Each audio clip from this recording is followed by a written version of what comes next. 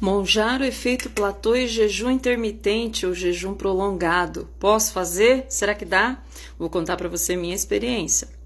Bom, eu estava já, acho que há 35 dias, perto de 40 dias, tomando Monjaro. A minha história está nos outros 2 vídeos que eu postei aqui para vocês. E aí, eu cheguei no meu efeito platô. Meu platô geralmente é com 80 quilos. Todas as vezes que eu fiz dieta, ele para nos 80 ou 79, depois ele trava e depois ele volta a subir. Então, eu já sabia, já tinha essa questão psicológica, de que vai chegar nos 80 e não vai descer. Então, eu meio que me desesperei desnecessariamente. E quando eu cheguei nos 80 quilos, eu percebi que a balança naquela semana não desceu nem 100 gramas, eu me desesperei. Eu falei, eu acho que eu vou... Ah, a campainha, só assim. Bom, voltei. Aí, nesse desespero de achar que o remédio ia ser igual às dietas, que não ia sair do lugar meu peso e eu ia voltar a engordar, aí eu falei, quer saber de uma coisa? Eu faço jejum intermitente, jejum prolongado há quase 20 anos. Sem brincadeira nenhuma, muito antes de virar modinha. Aí eu falei, quer saber de uma coisa? Eu acho que eu vou fazer um jejum prolongado para ajudar o remédio. Lê do engano, né? Foi a pior besteira que eu fiz, vocês não têm ideia. Eu não sei se a experiência dos outros vai ser igual ou foi igual, quem já tentou, mas na minha experiência, não faça. Porque o Monjaro, ele já faz aquilo que o jejum faz, que é deixar a sua insulina, a sua glicemia totalmente equilibrada. Então, é como se o seu corpo fosse o corpo de uma criança. Então, ele está funcionando normalmente. E aí, você tem ali a presença de um medicamento que te deixa extremamente sensível. Então, eu fiz 60 horas de jejum prolongado, até queria fazer mais, mas eu não ia aguentar, gente. Então, não façam. Eu fiquei com medo. Eu acho que só vou voltar a fazer jejum de novo depois que eu desmamar do remédio. E aí, eu vou ter que tentar, porque né, eu vou estar sem o remédio, então eu vou ter que recorrer ao jejum. Mas, enfim, olha só.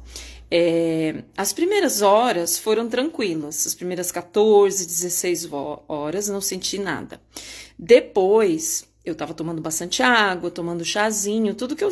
tomando o sal, né, que eu tenho o sal grosso, tudo que eu fazia que era correto dentro de um protocolo de jejum, sem o medicamento, eu tava fazendo, e dava certo antes. Aí... as primeiras 20 horas eu não tive grandes problemas, mas aí, gente, vocês não têm ideia o que é um estômago vazio, ou tem, né, porque tem gente que não consegue comer nada com o Monjaro, mas eu estou fazendo minhas alimentações, eu não como tudo que eu preciso, mas eu como bem. A sensação era como se o meu corpo estivesse sendo atacado de dentro para fora. Então, eu comecei primeiro com azia, depois começou com refluxo, até que à noite, quando eu tava aí com umas 48 horas, veio o vômito. Aí eu comecei a me desesperar, né? Porque primeiro, meu médico era contra. Então ele nem sabia o que eu tava fazendo. Segundo, eu não queria ir pro hospital numa emergência por causa de uma besteira que eu fiz sem necessidade. Então eu e o ChatGPT comigo. Toda hora eu perguntando, contando para ele o que eu tinha feito, o que eu podia esperar, o que eu devia fazer. Aí tentei tomar um negócio que eu nunca tomei na vida, que é pantoprazol. Enfim, eu vomitei só uma vez, porque eu tomei água morna, que aliás foi dica do ChatGPT, tá, gente? Também não façam isso em casa. Já tô avisando que é para não fazer, tá? Porque eu fiz e deu ruim. Então, eu vomitei só uma vez, mas eu fui até o fim das 60 horas que eu tinha me proposto, mais por burrice mesmo, não devia ter feito isso, e hoje eu sei. E aí, no dia seguinte, eu fiz o meu café da manhã bem leve, passei 2 dias comendo bem leve para voltar bem aos poucos, porque o meu organismo ficou, de fato, muito sensível. Então, esse tempo todo eu não tinha tido azia, queimação e refluxo. Só que por causa do jejum associado ao Monjaro, eu tive demais, então não foram só as 60 horas, também foram 2 dias após, porque mesmo a reintrodução alimentar foi difícil, né? E aí, né, tudo bem, eu saí dos 78, fui para os 79 quilos, mas de forma errada, né? Porque eu não consegui me exercitar, eu não me alimentei de proteína, que, né, eu tô batendo as metas de proteína na medida do possível, e é isso que tá me fazendo emagrecer. E aí, quando eu cheguei no médico, que, né, no outro vídeo eu conto que eu tava fazendo manipulada na clínica e toda semana eu fazia a bioimpedância, quando eu fui fazer a bioimpedância com o médico, eu tinha perdido 1,5 kg de músculo. Entendeu? Eu acho que não foi, por causa de 60 horas, não foi tudo isso de músculo, porque a massa magra ela envolve água e outras coisas. Então, mas pelo menos uns 800 gramas deve ter sido de músculo.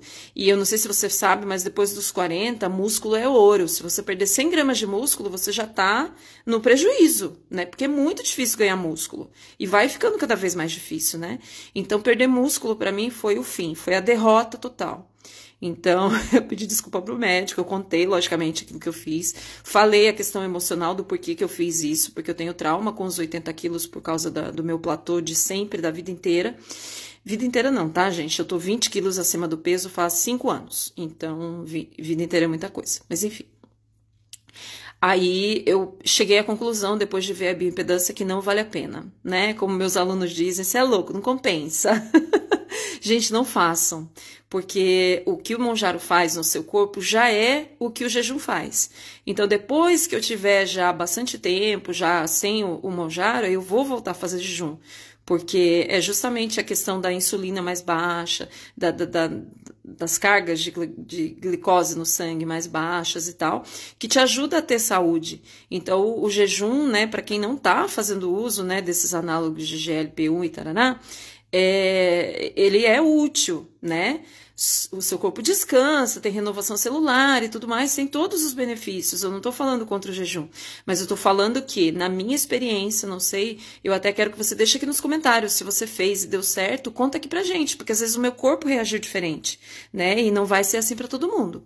Então, na minha experiência, foi péssimo, né? Porque foi a única vez que eu tive azia com o Monjaro, foi a única vez que eu tive queimação, que eu tive refluxo fortíssimo, foi a única vez que eu vomitei com o Monjaro.